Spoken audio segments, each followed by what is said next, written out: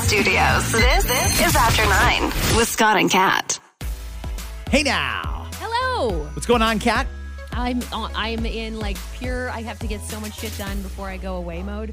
Yeah. And it's craziness. You know, I honestly think, though, we got to do a whole rework on society. And hi, everybody. Welcome to After 9. Hello, friends. I think that if you book a vacation and it's for an actual getaway, let's say it's going to be more than an hour from home or you need to spend at least one night in a hotel, you should automatically get the day off before you leave and the day off after you leave. In other words, for using up 5 vacation days, you actually get 7 days off. That would be helpful for people like you. Oh, because it feels like you do need to, I know. There's people going, oh, where, you're going on a vacation. We don't feel bad. I get it. Because when people complain to me and I'm not going on a vacation, part of me is like, yeah. But you signed up for the vacation. You know, like, come on, get out of here. I don't feel that bad for you. I get it.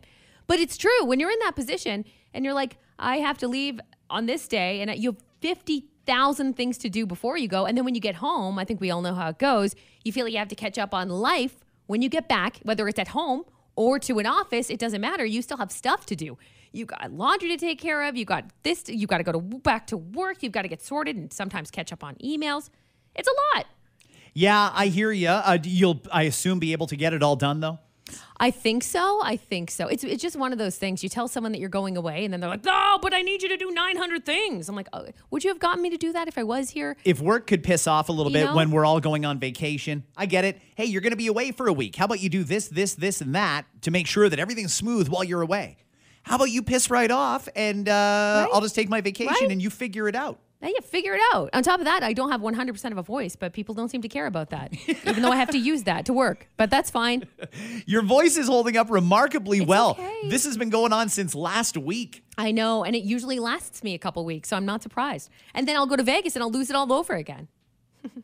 Are you a screamer in Vegas? Did you I go don't to know. shows? It all depends. Trying to get a waitress's attention in the casino? We have...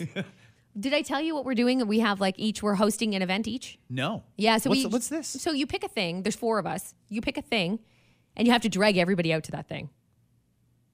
And okay. Some of them are surprised. Some of them we know. I know, like what my sister-in-law is doing, for example. She's always wanted to go to this particular comedy club in Vegas. She's dragging us all out to the comedy club. Cool. Great. That'll be a good night. I'm actually excited about that. That's fun. So, and my husband's is a surprise. I don't even know what it is. We just have to tell people the date, the dress code, the date and time, the dress code, and how long it's going to take, and if there's food or not. Those are the only things that we, for the most part, know about these other adventures. Interesting. So it will be interesting, I think. So that said, I guess I have some shows, but some of which I don't even know what I'm doing. But I am going to the Sphere because that's on my list. I really wanted to check out the Sphere. I haven't been to Vegas since they completed it. I was there when they were building it. And so I finally get to go now that it's completed. So I am going there on Saturday. Oh, that's awesome. All right. Well, hey, have a good time. You're going to be here tomorrow. I will be on the pod tomorrow, though. Yes. And then you're gone for a couple of days, and we will figure out how to make do when you're not here. Octavia's going to come and hang out with you, I think. She'll be available. 100%. Yeah, Octavia's going to be available. So you're going to hear a little bit of a different pod later on this week, everybody. But we've still got to get through this one and tomorrow, and there's a lot to do today. I want to start off with something that I think irritated a sufficient number of people yesterday that it warrants a little talk on After 9. 7 o'clock. Oh, Leaf game's on tonight. They're playing Tampa Bay. Let's check it out. So I threw the game on. Nope. Not on CBC. Not on City. Well, it's got to be on Sportsnet. They've got 5 channels, for God's sake. Nope, none of them. In fact, they were showing a baseball game from 24 hours earlier. Dodgers versus the Mets. In prime time when the Leafs were the only hockey game in the NHL that night. No hockey on Sportsnet, not on TSN. Lo and behold, Amazon Prime. Amazon Prime. So my husband's a diehard Leafs fan, so he knew that already. So he put it on right away. And it was very noticeable. So I didn't see him put it on. Actually, all I saw was the game starting. But it was kind of the lead up to the game. And you know how typically on a broadcast, there's a lead up to the game and you see analysts and they're usually around like a weird half table and they have to sit really close to each other. Yeah. It's awkward. Here's who's starting on the first line tonight. No, this goalie here's got some personal problems. They do all the analysis. And that's fine. And people who are hardcore into it, they like it. The difference here was there was none of that. What they did was a fan experience because I was like, this is oddly quiet. Like, what is happening? There was music in the background. But instead of having that lead up and all those analysts, they did have people on, by the way, and I'll name a couple of them in a sec, but they had a fan experience. So you actually, the cameras took you through the arena You went like past the concession. You saw that there was merch sales. It was almost like a way for people who've never been to a game to see what happens at an actual game, because it is a little bit different than a broadcast, of course. You get to see what happens on the Jumbotron. You get to hear those pre-interviews that are only in-house, that are not on the broadcast. And so it was different for sure.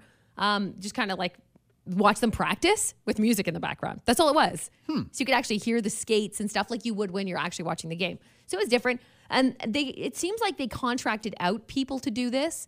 And some of them, I think, are with CBC. Who is PK Subban with currently? Good question. I think he's kind of a free agent, but he does do a lot for Sportsnet. And he might be with NHL, because this was an NHL deal to be on Prime. For those wondering and want to get mad at the Leafs for it, it wasn't a Leafs decision. This was an NHL decision. So it's once again Gary Bettman you can hate. However, PK Subban was there. Andy Petrillo was also there. So there was recognizable people. It's not like they hired a bunch of newbies that you were like, whoa, this is totally different. It certainly wasn't totally different. Commentators were still there. I wish I knew who was doing the play-by-play. I don't know who it was, but it was recognizable to me. So it was someone who's done it before. So it seems like they kind of contracted out people or gave them some kind of a, hey, you're going to cover this too, a little bonus money for it. The Leafs are owned by a cable company, and I'm trying to figure out, because you're right, the NHL did the deal with Amazon Prime.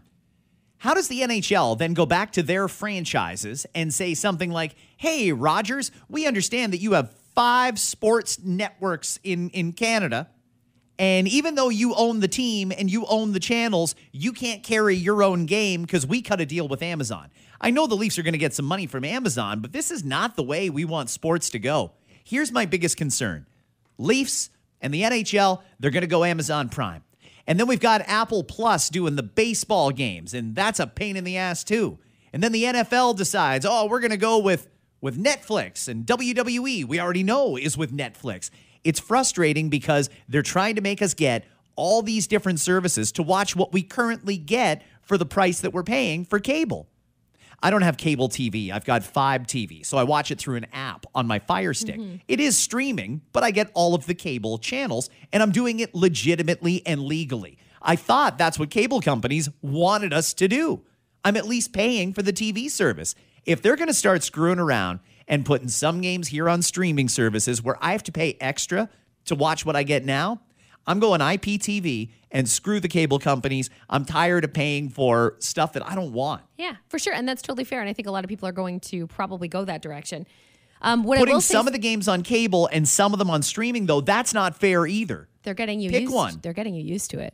They're like, priming us. Remember what so to speak. They are, though. Amazon is a massive company, and whether you like it or not, and I don't think our Canadian broadcasters should be very scared right now. I'm scared for them, to be honest with you. Me too. The people are going to lose their jobs over this. They're going this. to, and they already have been. But I do look specifically at Sportsnet right now. But of course, Bell Media is in a similar but a little different of a position. But it's a direct hit to Rogers with Sportsnet losing, sure, some of these games for now. I think it's going to be more. They're going to claim it's a success because their streaming numbers are going to be large because a lot of people do have Amazon Prime. The amount of people that have Amazon Prime were able to easily stream that game yesterday. And they will probably be back to stream the next one. So they'll consider it a success. They still make money off it. The NHL certainly makes money off of it. And they'll probably continue to do it. Sportsnet will lose some games. Sportsnet will lose some viewers and cutting cable. They should. Sportsnet is also losing when it comes to wrestling as of January 1st, which when it goes to Netflix. I do worry about our fellow Canadians who are working under the Rogers Broadcasting umbrella because I feel like it's going to be a really rough next year for that company unless they can figure something out. That said, though, I will say, just so people understand how it works for streaming, Rogers does have an app inside Prime. So you have to have Prime. We have Sportsnet Plus. We also have TSN Plus. Those are both through Prime. So they can't really get that upset when their apps are available through Prime. They want people to have Prime. So although, yes, of course, these companies own the Leafs, for example, they still get a little something because they're hoping that people will grab that app while they're inside Prime. So it is a risky situation for sure. They could come out staying about level as to where they are, but I do see some of them losing. I really wish that there was more accountability when it came to these sports stations. You know, Sportsnet has got 5 channels. TSN has got 5 channels. How often are they all showing the exact same thing? Or yesterday, I want to watch a hockey game that's live, happening in the moment. Can't watch that because it's on a paid streaming service, but they're airing a baseball game from 24 hours earlier on 4 out of the 5 channels. There needs to be a little accountability here. If you're going to have 5 channels, you should stack 5 channels with regular programming. Not repeats, not anything. Yeah. You said you needed 5 channels because of all the sports. Let's cover the sports. Why is cricket not readily available on Canadian television? Do you know what the market would be like for that? Why is Premier League soccer not readily televised on Canadian networks? F1, the list goes on and on and on. They will be, because with some of the stuff moving out of these networks, they'll have no choice but to try to figure out ways that they can make money. And that's going to be one of those ways that they can make money.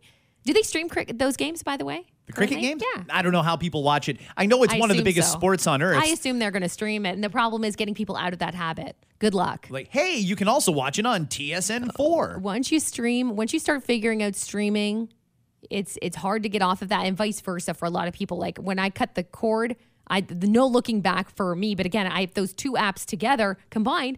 We're still less than what I was paying for cable. It's crazy. Would you get an IPTV box? A lot of people ask me about mine whenever I mention it, because I think there's people out there that are interested, but they don't know how it works, or they've heard that it's illegal. I wouldn't personally, but that's just because I don't feel like I'm missing anything currently. Like I actually, if anything, had too many things. So I was happy to offload some of it, that being cable. And I stick to a couple of streaming apps at a time. And I rotate them, that said. Like right now, I don't have Apple TV Plus. I'm probably going to bring it back. When certain shows I like are gone from places, I'll bring it back. I'll get rid of it, and then I'll bring it back 6 months later. Because we know it takes like 9 years in between seasons of shows now, right? It's fucked. I hear you.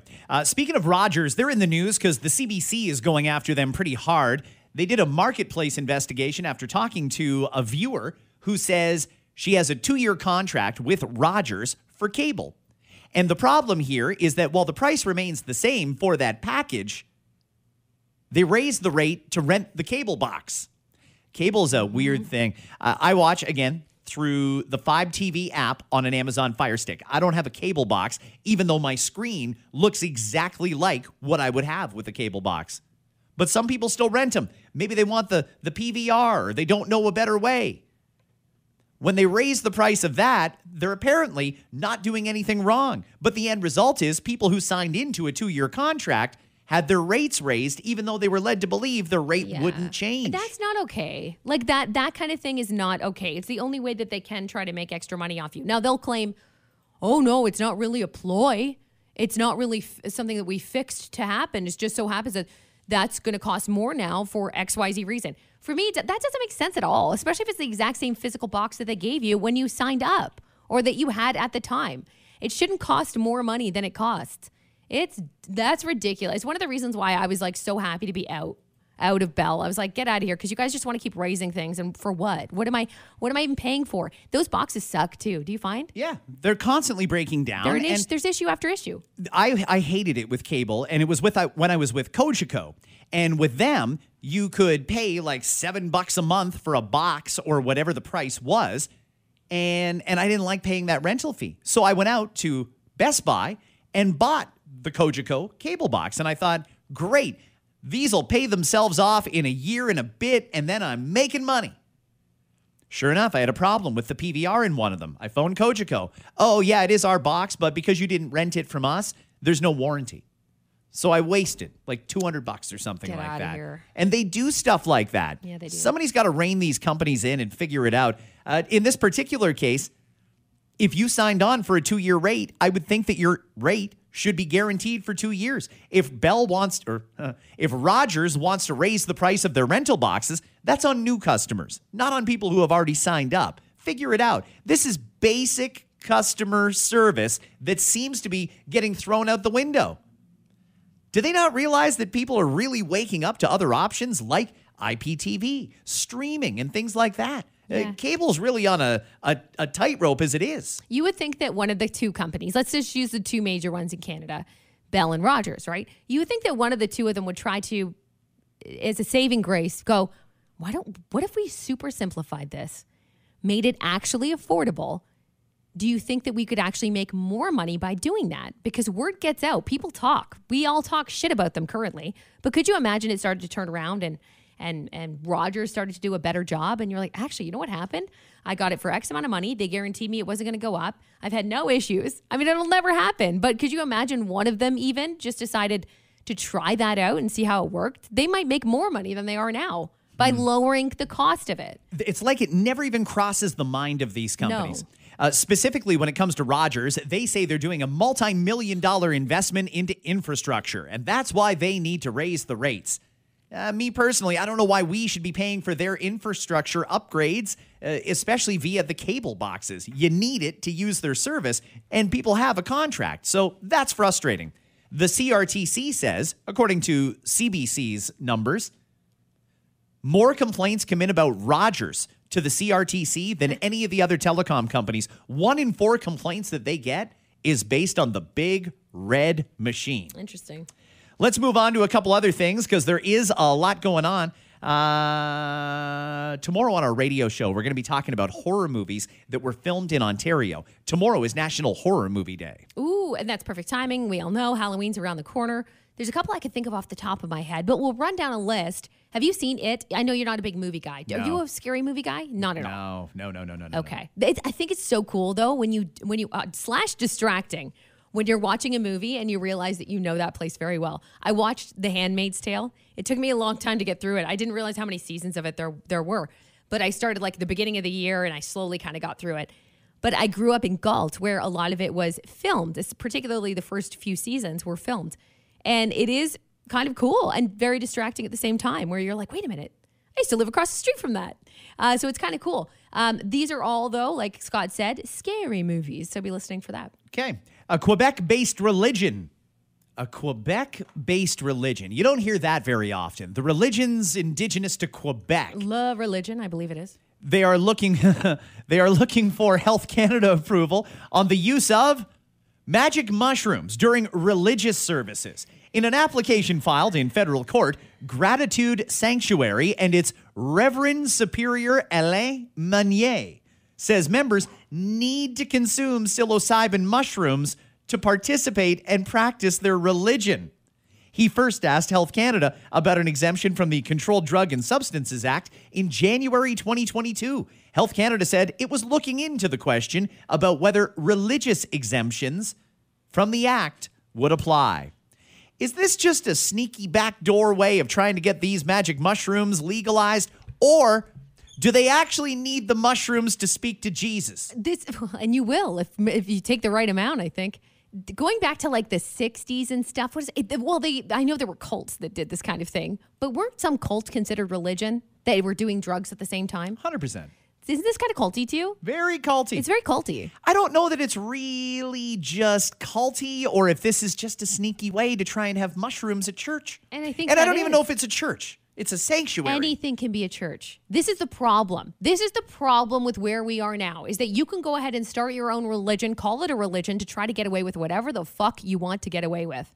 And I know a lot of us are quite sick of it. This is probably one person's idea in order to be able to do this legally, and I'm using air quotes, or in their mind to not have anyone feel like they're offending them if they say no.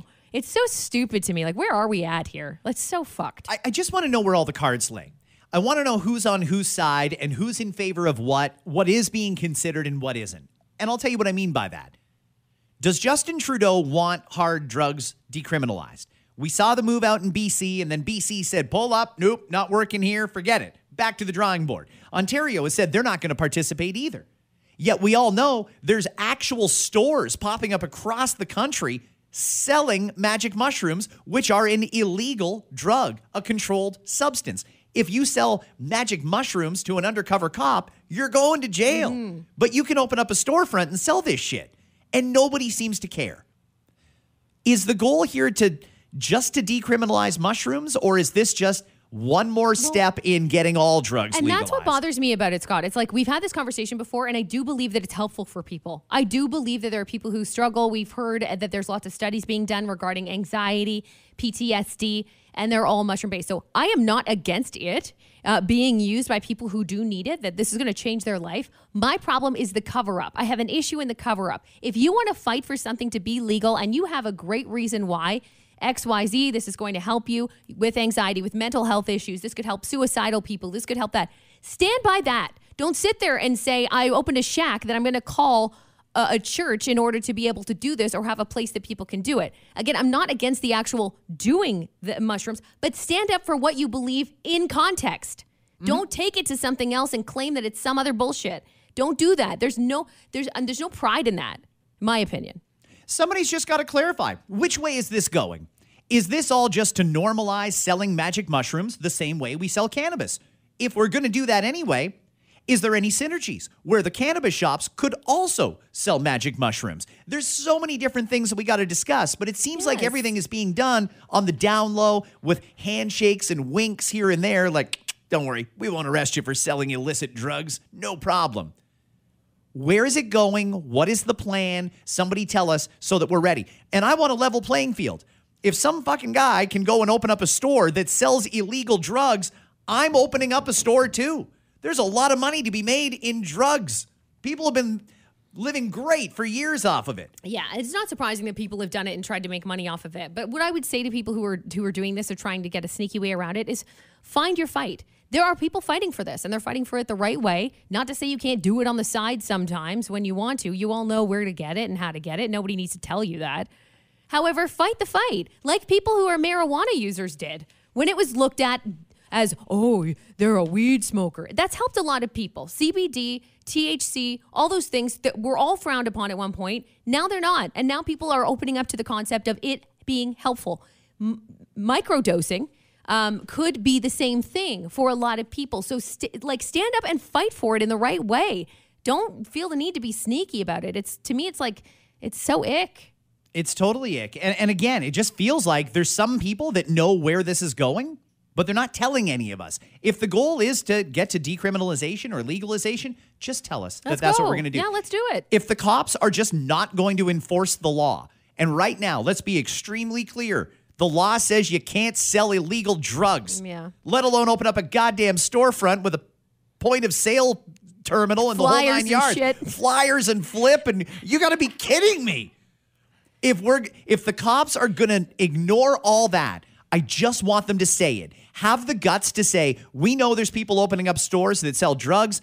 We don't have the support from the Crown Attorney to police it. Or we don't have enough manpower. We don't have direction from the Prime Minister's office to go after them, so we're not going to do it. Say it. Tell me that if they're doing it and making money, that I can do it and make money. That's all I care about. I don't want to use the drugs. I want to make the money off of it. And there's a market for it. And if it's going to be legal or not enforced, tell us that. Where's the leadership here? I don't even know if that's municipal, federal, or provincial. I assume to open up a business, you need a business license, and that's municipal. Are these people charging HST on their magic mushrooms, or is this an all-cash transaction? This is a good question. I'm going to go into one of these stores and buy some drugs. I'm going to go in and buy some magic mushrooms, which, again, are illegal. And we've heard the cops say, yeah, it's illegal to buy from those stores. Then shut them down. It's readily available, though. I know it's readily available. I had people that brought it to my house once, like it was a bottle of wine. Really? Yeah. I could get behind that. Maybe we should normalize bringing stuff like that instead of bringing a bottle of wine. I still haven't done it. Me either. But the people who know me well that have done it said I probably wouldn't like it. Really? What do they say you wouldn't like about it? It's a little too trippy. Like, I don't like feeling tripped out at all. Like, I actually don't like that feeling. I don't like the escape situation. You know what I mean? Like, I don't need to escape. I'm good where I'm at. Give me a little tipsy. You know what I mean? That's what I want. I want to feel tipsy. I don't need to feel like I'm seeing colors and shit that aren't there. You know what I mean? Like, so for me, I just like that cool. I'm good with just a couple glasses of vino, man. You know, that's me. Buzz. That's where I'm happy. Okay, I'm good. All right. Tomorrow, the Bank of Canada is going to make an interest rate announcement. This is an interesting one because we here on After 9 have been advocating for the middle class for years. Since the very first quarter point increase, we've been saying, no, this is not a good idea. This is not the kind of inflation that you fight by raising interest rates. All you're going to do is bankrupt the country. And that is successfully what the Bank of Canada has done. We had inflation last month was at 1.6%. A lot of reason to think it could be at less than 1% when the next one comes out because, again, people are at their breaking point. New numbers out from everyrate.ca say 74% of Canadians need interest rates to drop below 3% before they will buy, sell, or even refinance their home. A lot of people thought the Bank of Canada, everybody agrees they're going to cut rates tomorrow. Many people speculated it would be a half-point cut. Now I'm hearing from a few economists, ones that I follow and trust, that are saying it's very likely that they might even go 3/4 of a point or a full point tomorrow. That is going to be huge. And we'll be doing the podcast, by the way, when that announcement comes in. So we will definitely discuss that on tomorrow's pod. Okay, so now the Bank of Canada has seen inflation. They got it under control. They're taking a victory lap like they actually did something. All they did was take all of the extra money out of the economy, out of people's savings, out of people's wallets and safes in their basements and shit like that, and put it in the pocket of bankers. That's all they did for the last 4 years, is make themselves and their friends wealthy on the backs of the middle class. Now we've got a point where the economy is stalled. Builders won't build homes because they can't get financing. People aren't buying homes because interest rates are too high. And the major source of inflation right now is housing costs themselves. So if you're one of these pricks at the Bank of Canada saying, oh, people are going to love it tomorrow, we're going to drop it 3/4 of a point. How about you drop it 2 3/4 points? How about you put it back to where it was? Wouldn't that be nice? How about you put it back to 0.25? How about you go to 0.5 and call it a day there? Even if you go to 1 and say, no matter what, it will not go any higher than 1 for the next 5 years. If you want to take out a mortgage, go ahead and do it. Your renewal might be higher, but you got 5 years at 1%. That's the least that son of a bitch Tiff Macklem can do. I would say do that only for people who already have a home. Here's the biggest problem that we're going to have within the next year. And I just met with my mortgage broker who kind of woke me up to this. I just met with him and he's fabulous. If you're in the KW area, feel free to DM me. I'll tell you. He's awesome. He saved me so much money. So he said the interest rate was the lowest point. It'll be next year. It'll be 5 years when the interest rate was at the lowest point, which was a silly amount of 1.2 or so. I don't even know what it was. 1 point something. 0.25. 1.25. That was the Bank of Canada rate. Think about that. So there are a lot of people who got a mortgage at that point or went, fucking right, I can get this $1.5 million home, even though my budget was initially $800,000, because look at the price that we're paying. They're about to see quite the increase, even if it does go to whatever a point less from now is at that time. That could really F the housing market up. And once again, the economy could see a huge crash because of it. We're going to crash. It's going to happen. Everyone, you really need to understand this. The economy, in my best estimation, based on all the conversations I've had with people who are a hell of a lot smarter than me, they all agree this is coming to a head. We had way too many people that got buried with these interest rate increases and unapologetically from the Bank of Canada. They flat out said, we're doing this because we need to get the excess money out of the economy and bring interest rates down. But once again, everyone needs to remember, this was greed, this inflation that we've been dealing with for years. This was not the typical inflation where you can raise interest rates a point or two and get it under control. So they did it for nothing. They took all those tens of thousands of dollars out of people's savings accounts and out of the value of their assets. And now they're going to tank the economy. When they say things like soft landing, it's just not going to happen. We've been in a recession for at least 2 years in this country, and they still won't even acknowledge that we're in one. For years, we've been in a recession. It's impossible to deny. I heard the other day, we had it on our radio show. More than 50% have completely cut out food outside the home. They do not stop for lunch at McDonald's. They do not get that morning breakfast bagel and coffee at Tim's. They are not spending that money anymore. And quick service restaurants are just one of the areas that people are cutting their spending. How long until they start going under? How much longer can restaurants and regular small businesses hang on? I'm not worried about Staples and Walmart and all these other Canadian Tire, those big box stores. I'm worried about the small businesses. People don't have any money to support them. Even if they want to, they don't have the money, and that's going to be catastrophic for the economy. Yeah. Get ready for higher unemployment, substantially higher unemployment, skewed by the fact that we've got more people than ever here. 2025 is going to be a really brutal year here. I think so, too. We thought 2024 was bad. I think it's going to be much, much worse than 2025. Did your guy talk to you about buying gold? No, he didn't. My guy talks to me a lot about buying gold. No, he's not a financial advisor. He just deals with mortgage and investment, like other investment. I have talked to him about investment in general, but gold did not get brought up. Although I know they're selling it at Costco now. They are selling it at Yeah. Costco. You can go to any bank and buy a bar of gold. I don't know if people know that, but you can. Yep. I'm not an economist, but I think if you want to diversify your assets and buy something that's fairly safe, you should be looking at gold and silver, everybody. But make sure you have a safe place to put it, everyone. Don't forget. 100%. Don't leave it with the bank. Or you can. I'm kidding. How much time do we have here?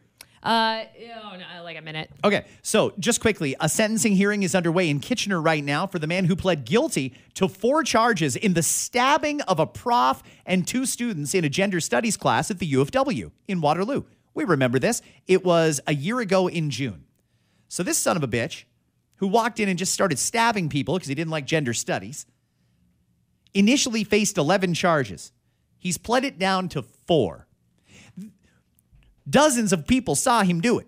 There was absolutely no reason to plead this down to just 4 charges. Why would we take even a second off of this prick's sentence? I don't understand. Sometimes our systems really pisses me off sometimes. It's so frustrating. Finally, we're not going to do it today, but tomorrow is going to be a very interesting day on the federal politics level. The reason is tomorrow, they're now saying up to 40 Liberal members of parliament, and not the ones you see on television every day, not the finance minister or the transport minister or any of those people, no cabinet ministers. It's backbench Liberal MPs are going to go to Justin Trudeau at their caucus meeting in Ottawa and hand him a letter saying, we want you to step down.